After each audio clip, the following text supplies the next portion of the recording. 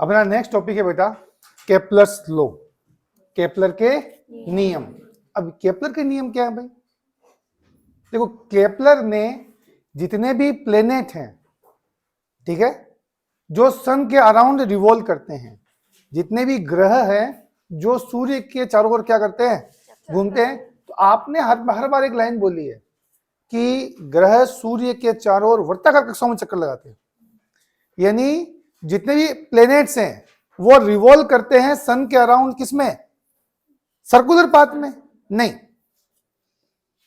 Kepler कहता है कि सन के अराउंड जितने भी प्लेनेट हैं, जितने भी ग्रह हैं, वो सब के सब किसमें घूमते हैं? इलेप्टिकल पाथ में, दीर्घ वृत्ताकार कक्षाओं में। अब ये क्या नया नाटक हो गया अभी? ये देखो इधर, ऐसे पथ ये नहीं होता है, ये होता है, ये ऑर्बिट होती है, सर्कुलर ऑर्बिट तक नहीं होती। यदि अपन को ये लगता है कि सन सेंटर में होगा और सर्कुलर पाथ होगा, नहीं। सन जो है वो यहां या यहां किसी एक फोकस पर हो सकता है। समझ आ गई मेरी बात? और इस तरह से रिवॉल्यूशन चलेगा। ये है केपलर का फर्स्ट लॉ। केपलर का जो फर्स्ट लॉ है वो ये कहता है कि सन के अराउंड जितने भी प्लेनेट्स हैं वो इलेप्टिकल पाथ में क्या करते हैं बेटा? रिवॉल्व करते हैं। बैठ गया? सूर्य के चारों ओर जितने भी ग्रह हैं वो दीर्घ वृत्ताकार कक्षाओं में चक्कर लगाते हैं, और जो सन होता है वो किसी एक फोकस पर होता है। एक्चुअली जैसे सर्कल के अंदर क्या होता है, एक सेंटर होता है, उसे ही वैसे ही जो इलिप्स होता है, जो दीर्घवृत्त होता है, उसके अंदर दो फोकस होते हैं, दो नाभियां होती है। ये क्या होती है? जैसे सेंटर होता है वैसे ये भी परिभाषित होता है, वैसे ये भी डिफाइन होता है। बात समझ में आ गई आपको? तो पहला क्या है अपने पास लो भाई, फर्स्ट लॉ क्या है केपलर का? कि जो सन है, जितने प्लेनेट्स है वो किस में रिवॉल्व करते हैं बेटा? इलेप्टिकल पाथ में। किसमें? इलेप्टिकल पाथ में। और सन किसी एक या तो यहां हो सकता है या फिर यहां हो सकता है। जैसे मान लीजिए सन यहां पर है, अभी ये सन यहां पे, ठीक है, और ये आपका प्लेनेट इलेप्टिकल पाथ में दीर्घवृत्ताकार कक्षा में चक्कर लगा रहा है। सेकेंड लॉ क्या कहता है? सेकेंड लॉ कहता है कि ये सन है और ये क्या है आपका? प्लेनेट। इसको ज्वाइन करो। कर दी? सूर्य को ग्रह से जोड़ दिया। जोड़ने से जो अपन को ये लाइन मिली ना, ये मान लो लाइन, मान लो ग्रह यहां था, प्लेनेट यहां था, तो ये लाइन देखो, मैं कह रहा हूं यहां से यहां आने में टाइम लगा है टी। टाइम कितना लगा? टी। यानी प्लेनेट को, ग्रह को यहां से यहां आने में टाइम कितना लगा? टी टाइम लगा। तो ये लाइन को भी यहां से ऐसे घूमते हुए यहां आने में टाइम कितना लग गया? टी। और उसने कौन सा, इसने ये एरिया काटा या नहीं काटा? लाइन तो बढ़ेगी अपने आप ऑटोमेटिकली। यानी मैं ये जो लाइन कौन सी बना रहा हूं? प्लेनेट से सन को ज्वाइन करने वाली लाइन। ये जो पिंक वाला वो क्या है? टी टाइम में इस लाइन ने ये एरिया स्वैप किया, यानी टी टाइम में इस लाइन ने ये क्षेत्रफल जो है ना वो पार किया। यही तो हुआ। नहीं समझ में आई अभी तक की बात? भाई सूर्य से ग्रह को मिलाने वाली जो रेखा है वो टी समय में कहां से कहां आ गई है? यहां से यहां आ गई। अब मान लो कुछ दिनों बाद प्लेनेट यहां पर आ गया, ग्रह यहां पर आ गया, यहां पर आ गया, और जो टी समय था ना वही टी समय बाद वापस देखा, और मान लो प्लेनेट यहां आ गया। वापस प्लेनेट को सन से जोड़ो, उस प्लेनेट को सन से जोड़ो, ग्रह को सूर्य से जोड़ दिया, ग्रह को सूर्य से जोड़ दिया, और ये एरिया कट हुआ। इस बार आगे मेरी बात दिमाग में? टाइम कितना है यहां पर भी, और यहां पर भी टाइम कितना? ये दोनों जो एरिया है ना, दोनों क्षेत्रफल है ना, वो समान होंगे। वो ये कहता है कि दोनों एरिया हमेशा क्या होंगे आपके, समान, इक्वल होंगे। यानी इक्वल टाइम में, किसमें, इक्वल टाइम में ये जो लाइन है वो इक्वल एरिया क्या करेगी, स्वैप करेगी। जैसे मेरा हाथ यहां है, टी टाइम में मेरा हाथ यहां आ गया, टी टाइम बाद मेरा हाथ कहां आ गया, यहां आ गया, तो मैंने ये एरिया क्या किया है, स्वैप किया। समझ आ गई मेरी बात, मैंने इतना क्षेत्रफल पार किया। तो वो कहता है कि सन से प्लेनेट को ज्वाइन करने वाली लाइन इक्वल टाइम में, इक्वल टाइम में इक्वल एरिया क्या करेगी, स्वैप करेगी। सूर्य से ग्रह को जोड़ने वाली रेखा समान समय में समान क्षेत्रफल पार करती है। अब ऐसा नहीं मान सकते कि यहां पर जो उसकी वेलोसिटी होगी वही यहां पर होगी, नहीं, यही तो बात सिखाना चाह रहा है कि आपको लगता है कि मतलब स्पीड यही रहेगी, नहीं, वेलोसिटी ये नहीं रहती, वेलोसिटी चेंज होती है। यदि ये यहां पर है, ये सन है, अभी इसकी यहां पर वेलोसिटी जो है वो क्या रहेगी, ज्यादा, और यहां पर क्या हो जाएगी, कम, यहां ज्यादा, ऐसे। आइडिया लगा, हाँ या ना, ऐसे रहेगी। और आपने शायद मूवी देखी हो, कौन सी, चंद्रयान आई थी ना, कौन सी आई थी, चंद्रयान आई थी ना, देखी आप सबने, किसी ने, जो वो लॉजिक था ना, वो इसी से उठाया था लॉजिक। अक्षय कुमार की कौन सी मूवी आई थी, मिशन मंगल आई थी क्या, हाँ तो वही तो मैं पूछ रहा हूँ आपसे, कौन सी मूवी आई थी वो, हाँ मिशन मंगल थी, हाँ याद आ गया, मिशन मंगल ही थी। हाँ तो जो मिशन मंगल था वो उसका लॉजिक क्या था, देखो एक बात बताओ, मिशन मंगल में आपको ना शॉर्ट टर्म में बता देता हूं आपको, लोगों को समझ में नहीं आ रहा है कि ऐसी क्या सक्सेस थी अपनी मिशन मंगल, तो मैं उसका एक रीजन दे देता हूं कि अपन ने क्या किया। सिंपल समझो आप, आपके पास साइकिल है, आपके पास क्या है,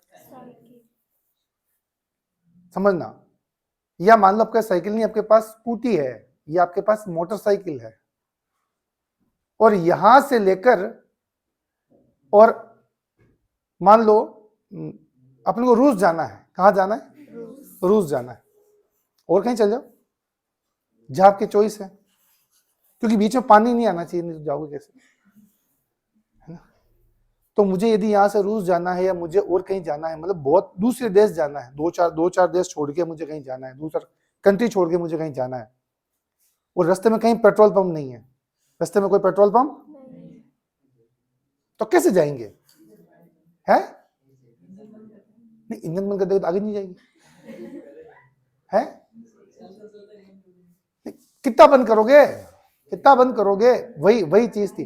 आप समझ नहीं रहे इस चीज को, मेरी बात समझने का प्रयास करना।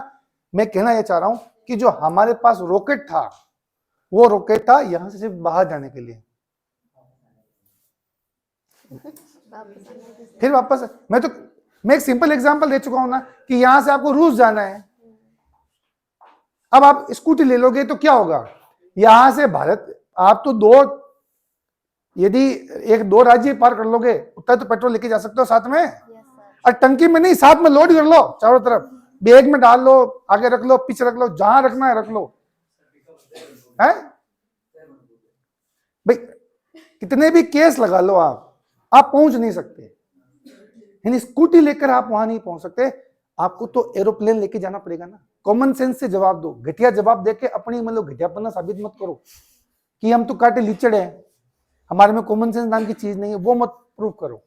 मैं एक लॉजिकल बात कर रहा हूं यहाँ पे कि आपके पास स्कूटी है या आपके पास बाइक है, आप बाइक लेकर यदि रास्ते में कहीं पेट्रोल पंप नहीं है ना, तो आप इतनी लंबी डिस्टेंस ट्रेवल नहीं कर सकते, उसके लिए आपको पास एरोप्लेन होना चाहिए, बिना एरोप्लेन आप नहीं जा सकते, ये एक इम्पॉसिबल सी चीज है। तो अपने पास रॉकेट ऐसा ही था, अपने पास अभी तक की जो रॉकेट की जो पोजीशन है वो यही है कि हमारे पास बाइक जैसा रॉकेट है, समझ आएगी मेरी बात। और अपने को जाना कहां था, रूस, इतना डिस्टेंस जाना था, तो वो एक इम्पॉसिबल सा केस था। तो फिर उसको कैसे यूटिलाइज किया जाए, वही यूटिलाइज किया गया, कैसे कि जैसे यहां पर है सैटेलाइट को छोड़ा गया, तो सैटेलाइट को जब छोड़ते हो सैटेलाइट किस पाथ में आता है, और इसमें आता है इलेप्टिकल पाथ में। तो अब वो इलेक्ट्रिकल पाथ में यहां तो देखो सन अर्थ के क्या आ गया पास में, फिर वापस अर्थ से क्या हो गया दूर, फिर वापस पास में, फिर अर्थ से वापस दूर, ये चीज हो रही थी। वो डायग्राम में भी उस मूवी में बताते हैं कि जैसे ये आपके पास क्या है, अपनी अर्थ है और वो जो प्लेनेट है, सॉरी सैटेलाइट है, वो ऐसे रिवॉल्व कर रहा है। तो उसने कहा कि जब अपन यहां पर आएंगे तो इसको फायर करवाएंगे और बाकी टाइम बिल्कुल फायर करवाएंगे नहीं, पर अभी फायर करवाया, अब छोड़ दिया इसको, भूल गए। ये घूम के आराम से जब वापस आएगा यहीं पर ही, वापस यहीं आएगा, वापस फायर करवाएंगे, ये आगे जाएगा और घूमने दो इसको, जब घूम के वापस यहाँ आएगा और फायर करवाएंगे, आगे ले जाएंगे, फिर ये करता है। तो इस तरह से अपन इससे क्या करेंगे, डिस्टेंस बढ़ाते जाएंगे। और ये भी सोचा कि जब भाई मंगल भी तो घूम रहा है ना, तो एक ऐसा टाइम जब मंगल और पृथ्वी क्या हो सबसे पास में, तब अपना मतलब उनका जब पास, मंगल का पास आना हो और इसका उसी टाइम फायर होना हो, लास्ट जो फायर है दोनों की क्या होनी चाहिए, मैचिंग होनी चाहिए, तब तो सक्सेस है, नहीं तो फेलियर। तो ऐसा कुछ लॉजिक था, ठीक है। तो पाथ कौन सा होता है, आप उस मूवी में देख लेना भले आप, मिशन मंगल के अंदर इलेक्ट्रिकल पाथ बताते हैं आपको, सर्कुलर नहीं बताते। तो इसका मतलब क्या, कोई भी सैटेलाइट हो, कुछ भी हो, सैटेलाइट हो, प्लेनेट हो, सर्कुलर पाथ में नहीं घूमता हो, किसमें पाथ में घूमता है, इलेक्ट्रिकल पाथ में घूमता है। हाँ या ना, केमिस्ट्री में पढ़ लिया आपने कि इलेक्ट्रॉन सर्कुलर पाथ में नहीं घूमता, वो किसमें घूमता है, इलेक्ट्रिकल पाथ में घूमता है कि नहीं स्टेटमेंट, कि वो दीर्घ वृत्ताकार कक्षाओं में चक्कर लगाता है इलेक्ट्रॉन, ना कि सर्कुलर वृत्ताकार में लगाता है। तो सेकंड हो गया, फर्स्ट हो गया, समझ आ गया। पहला क्या है, प्लेनेट किस में घूमता है, इलेक्ट्रिकल पाथ में। दूसरा, सन से प्लेनेट को जो ज्वाइन करने वाली लाइन है, सूर्य से ग्रह को जो जोड़ने वाली रेखा है, वो सब इक्वल टाइम में इक्वल एरिया क्या करेगी, आपकी स्वैप करेगी। यहां पर उसकी स्पीड क्या होगी, ज्यादा, और यहां इसकी स्पीड क्या होगी, कम। लेकिन इस तरह से होगी कि एरिया दोनों का क्या आ जाए, इक्वल आ जाए। दो समझ में आ गए आपको अच्छे से। स्टेटमेंट देखो इनके,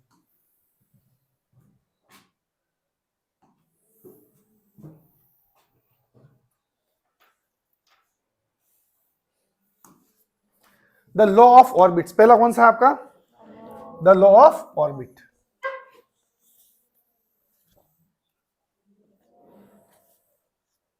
ये क्या बोलता है, all planets move in elliptical orbits with the sun at one focus.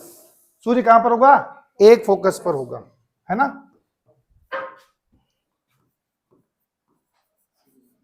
सभी ग्रह सूर्य के चारों ओर, आवाज नहीं, सूर्य के चारों ओर दीर्घवृत्ताकार कक्षाओं में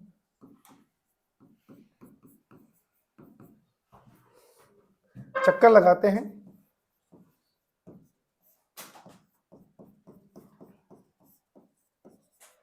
जहां सूर्य दीर्घवृत्त की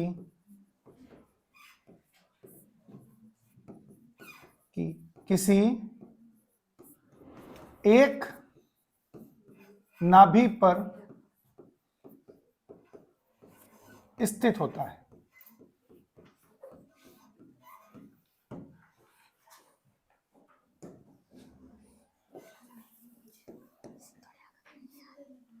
आवाज नहीं भाई। जैसे मान लो ये है एक दीर्घवृत्त, ठीक है, और इसके अंदर ये तो है आपका सूर्य, यहां पर एक फोकस पर, यहां पर क्या है आपका सूर्य है, और इसके अराउंड ये प्लेनेट जो है, ये रहा प्लेनेट, ये रिवॉल्व कर रहा है इस बात में। समझ आ गई मेरी बात, क्लियर है या वापस बताऊं, अब तो याद हो गया होगा अब तक तो है। ये सन है,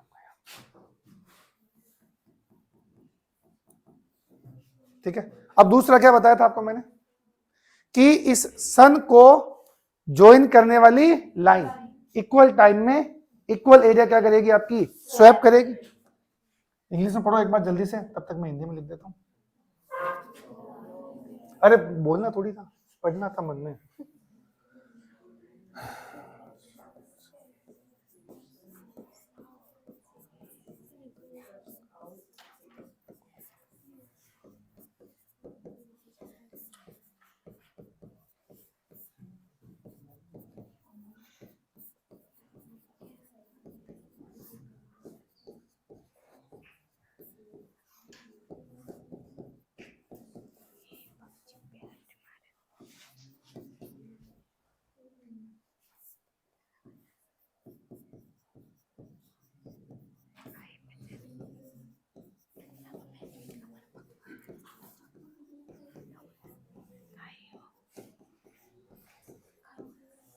आवाज नहीं, आई होप रिकॉर्डिंग को कुछ नहीं है, थोड़ा बहुत भी।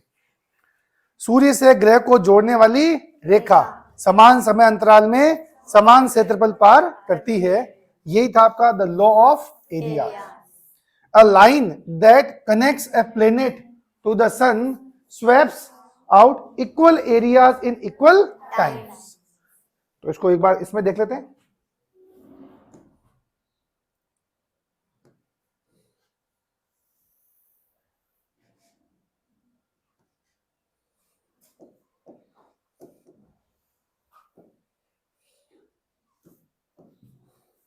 मान लो सन यहां पे, तो ये हो गई आपकी एक तो ये लाइन,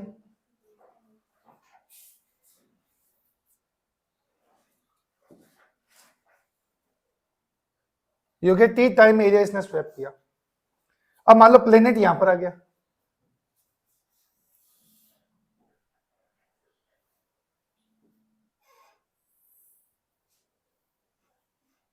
ये दोनों एरिया क्या होंगे आपके, सेम होंगे। पहले प्लेनेट कहां था बेटा, यहां पर, और रिवॉल्व होते हुए प्लेनेट कहां गया बेटा, यहाँ पे।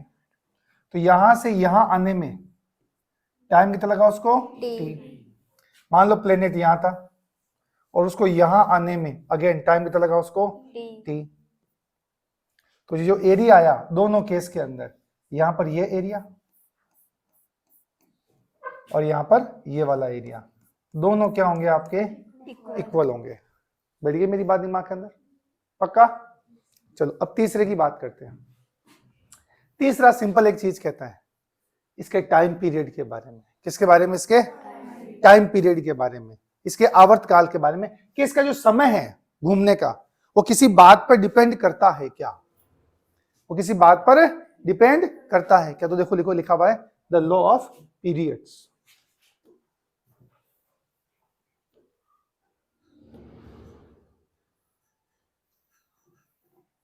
उसको समय कितना लग रहा है, पढ़िए मेरी बात। क्या लिखा हुआ है, the square of the period of any planet is proportional to the cube of the semi major axis of its orbit. अब ये सेमी मेजर एक्सिस क्या आ गई